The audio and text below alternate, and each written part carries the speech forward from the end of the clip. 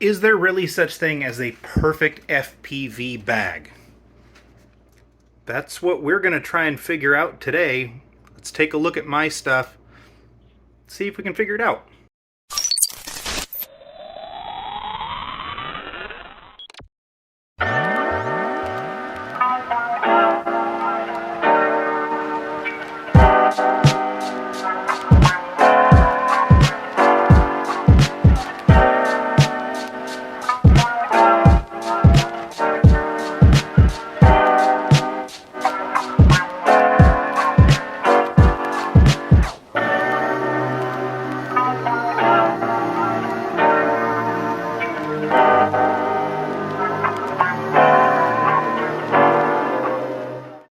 What's up, hobby family? Welcome to Attention Deficit Hobby Disorder.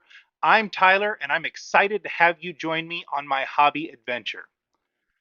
Today, we're going to take a look at my FPV bag and answer a couple of questions. Does the perfect FPV bag really exist? And how close does my setup get for you? Let's dive into it. So my FPV bag is set up for what's called rip and dip, which basically means it's configured to make getting my equipment out and back in as quickly as possible. I have it set up to fit the exact gear that I use and my style of flying. Some pilots like the rip and dip style because they may want to fly in areas where they shouldn't necessarily fly, or because they only get to fly in areas where they get harassed by Karens or something. I have a different reason though. You see, my life is pretty chaotic. I have a full time job, a wife, 3 kids, we have 2 dogs, a bunch of fish, guinea pigs, the list goes on. So for me, I never know exactly when I'll be able to fly. I make sure all my gear is packed up and ready to go at all times, and I take this bag with me everywhere. It only takes me about 2 minutes to go from packed to launch. Most of my quads get about 4 to 5 minutes of flight per battery pack, and then it takes me about 2 to 3 minutes to stash everything back in the bag, and I don't even have to set it down during the process. So if I find myself with 10 spare minutes during the day and I'm in a spot that's safe to fly, I don't want to miss the opportunity because I never really know when the next chance is going to come around. So let me show you how I have all of this situated, what my process is, and then we can look at the 2 questions we have to answer today. All right, so here's my bag. And the first thing that you'll notice on the outside is my 5-inch freestyle quad. It's secured by this strap on the outside. Um, First, I should probably say this bag isn't technically an FPV bag. This is just like a tactical range bag. It's made by Fieldline. It's a Pro Series. Um, and so I assume that this strap on the outside here is originally intended to put a jacket or something like that on the outside of the bag. But for me, it works really good because this Y strap fits right around my HD filming camera, which is a Runcam Thumb Pro. And then I can click into the bottom strap here and it holds everything nice and secure. I actually wrap my battery strap around this part of the Y strap as well, just for a little bit of added security.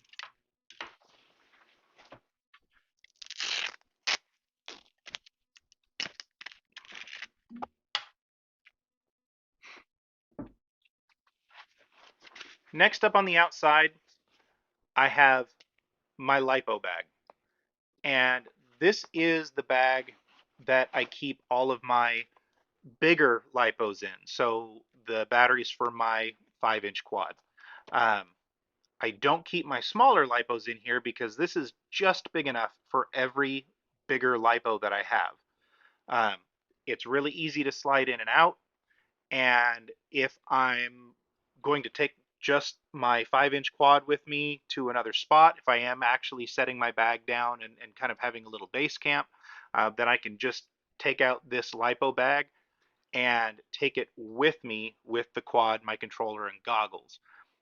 Otherwise, when I swing this bag around the front of me, this this LiPo bag rather, is sitting on the bottom of the bag, like so, and I can slide it out, pull out a battery pack, and slide it right back in. Super easy.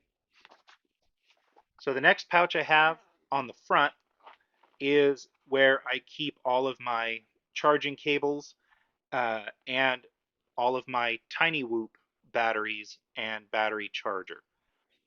It's got these little elastic straps in here. It makes it really easy for sliding my cables in and out of that pouch.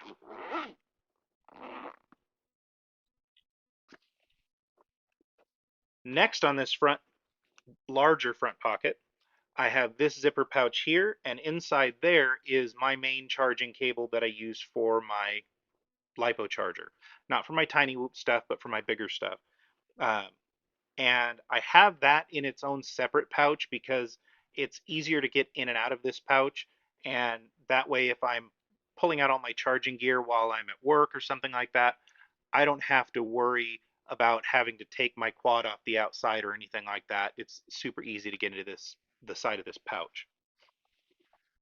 Next up is the main compartment of this front pouch. And in here, I have another quad.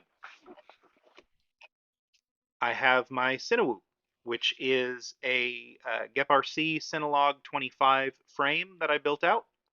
I like having this in this bag at all times because there's times where I have a chance to fly, but it's a little more crowded. There's going to be people around or things that I want to be more careful of. Not quite as open an area, and so I like to fly a Cinewoop because I've got prop guards and foam bumpers and stuff, so I don't feel so much like I'm being a danger to society. Also, I do film some social media stuff for my work on occasion, and this has come in very handy for getting some cool shots of events and things that we've got going on. Um, and it's just a really stable quad. It's got just enough power. It also carries my RunCam Thumb Pro in the little bracket on top there. Um, and it's nice and flat profile, means that I can slide it into that front pocket really easily. So next up I have this little pouch right here, which is one that I added on. And on the outside I have one cable, and that is a special cable because it's kind of a special need for me. This cable is a micro USB to USB-C cable. I have my battery bank that I usually keep in the front of this top pocket is USB-C only, in and out. It's one port. And so on occasion, I do have some micro USB items that I need to charge, like my bigger box goggles if I'm carrying those with me as well, if I'm doing a ride along with somebody. And so I need to have this cable to be able to facilitate that. I also have a prop wrench right there. And then if you open up and look at the inside, I've got two power bricks and my Toolkit RC M4 Pocket. So that's a 2 to 4S charger, and it can run off of USB-C. So that's where that main charging cable in the very front lower pocket comes in handy. So I just open this, pop out my white brick because that actually puts out enough amperage, my Toolkit RC M4 Pocket, and that white cable, and plug it all in, and I'm ready to start charging batteries. So next we go into the big pocket, the main pocket, and I used to have this set up different. So I used to have a very bulky pair of box goggles, uh, and what I would do is I had the case from those, and I would unzip the entire case, open it all the way up flat, and that was sort of a tray that I put inside the main compartment of this bag. And one side was just big enough to fit those box goggles, and the other side was just big enough to fit my transmitter, my Radio Master Zorro. And that worked great for a while, but I needed a little bit more room in the bag, and I've been wanting to upgrade to a more low profile set of goggles for a long time. And so I finally did that, and when I did, that case no longer works. So um, I didn't really know what to do, and then I decided, you know what, I like to tinker. I'm a hobbyist. I modify things all the time. So I got a bunch of EVA foam that I had on hand for a different project, and I actually created this new inner tray. And so in the top portion of this inner tray, I have my smaller 4S batteries that go for my Cinewoop and my 3-inch quad, which I don't actually have strapped on here right now. Um, it's actually up on top of my 3D printer, but I typically have that also looped onto the outer strap with my 5-inch quad. That way I have basically I have my entire uh, fleet of quads with me at all times.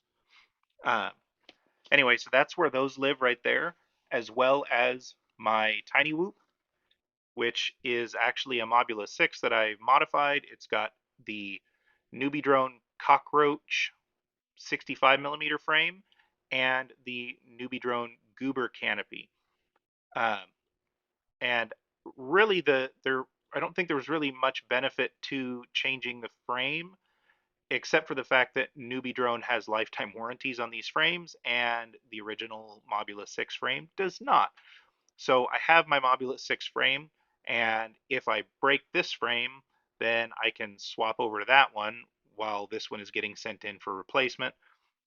And the Goober canopy, it just looks cooler than the original Mobula 6 canopy. So um, also at some point I'm going to upgrade this with the RunCam Split Nano, uh, which records 1080p footage, and the lens to that camera is much bigger than the stock lens on this Mobula 6, and so it will actually fit inside this canopy.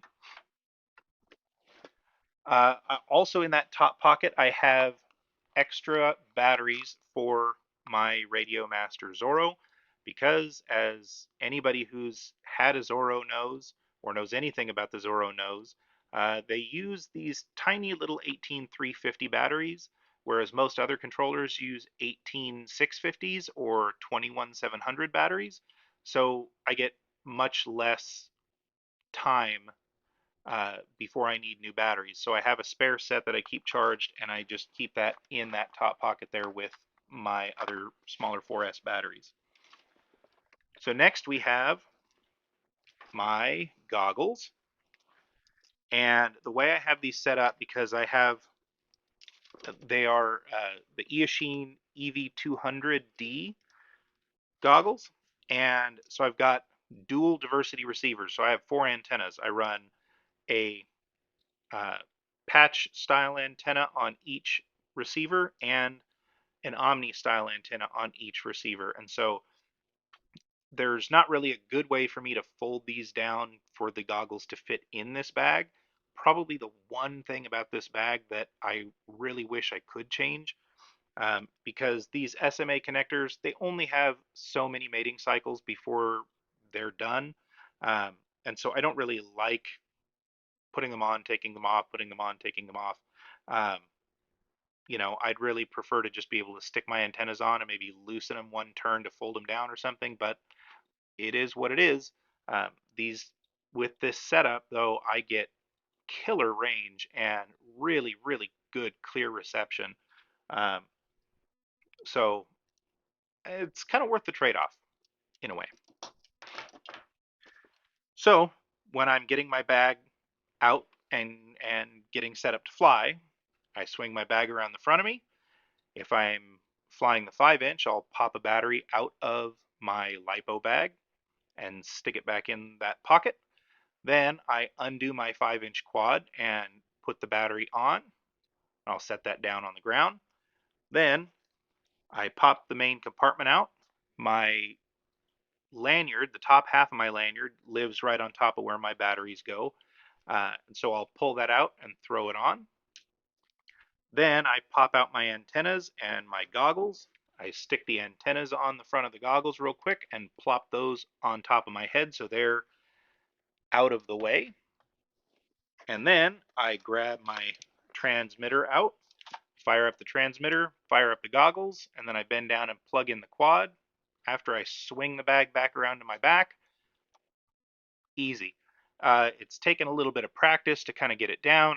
Every now and then I still forget to put my lanyard on first, or I'll forget to um, grab a battery out first or something like that. But the basic idea is there, and the more I use it, the better I get at the whole process. Anyway, so that's where my transmitter lives, and that is about it for this bag. The only other thing to note is the mesh pocket inside the main compartment. I usually keep all of my spare props in there. Um, Most of the time I'll keep maybe one spare set of 5-inch, one spare set of 3-inch, and one spare set of the 2.5s for my Cinewoop. Anyway, that is the inside of the bag and how all of that is set up for me. All right, now that we've looked at what I have going on, let's answer our questions.